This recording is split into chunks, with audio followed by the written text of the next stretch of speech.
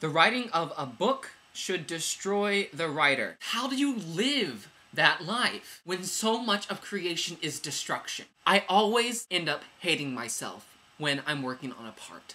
But at the same time, there is this calling to do my art. I just watched a documentary, like literally just finished watching this documentary on the Sherman brothers. They wrote Mary Poppins, Bedknobs and Broomsticks, the Winnie the Pooh music. The documentary was called The Boys. The brothers were very different.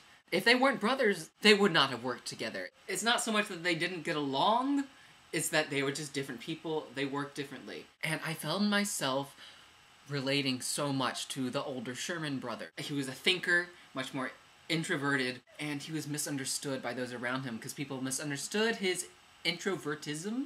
Myers-Briggs, is that a word? He was misunderstood as being almost like a dark or cynical person. And I've felt misunderstood in that way. I've misunderstood myself to be a cynical person. Because the Sherman brothers were so different, because they graded against each other, in their work process there was an aspect of destruction.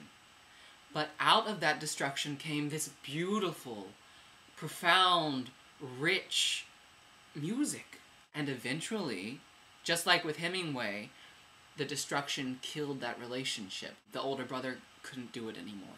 It wore him down. As a young artist, I'm thinking, am I going to be wearing myself out through my art to the point that I can't do this anymore? Is that something I want to do? I don't know. I don't know. Do I want to tamper my commitment to my art so that I can last longer?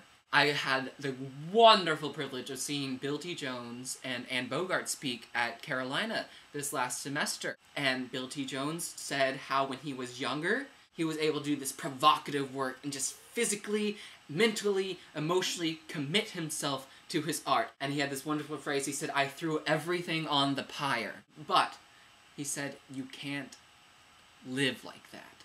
So I'm looking for that balance. Where is the balance of destruction and creation? What point should you allow your art to cause personal pain? Does creation excuse or make up for the destruction?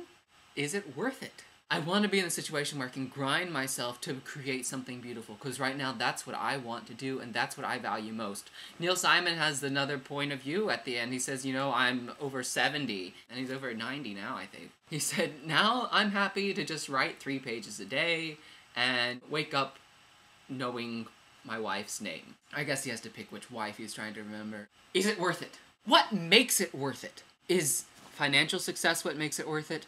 Is fame what makes it worth it? Is it a personal fulfillment? That's where I idealistically would say, yes, that's your payment. What do I know? Is that something I'm just saying? I don't know. This is a subject that I don't know a lot about. Because for a long time, I believed that you could only be hurt by your art. And that's not true.